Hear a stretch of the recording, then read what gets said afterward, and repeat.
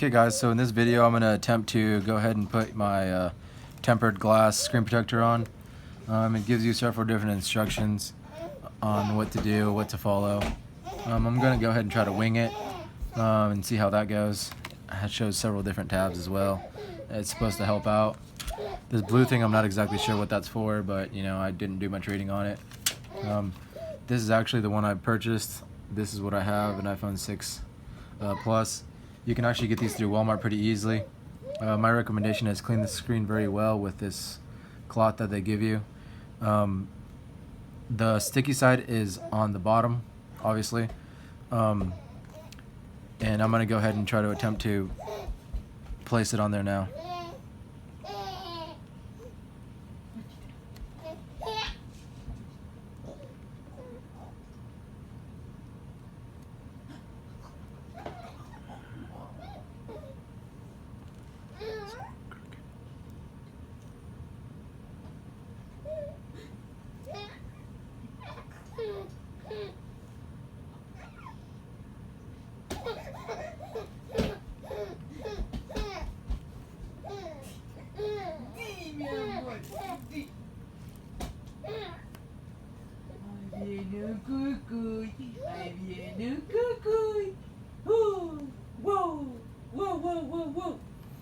So as you can see, there's minimal air bubbles and it's just kind of going by itself. It seems like it's gluing itself to the screen.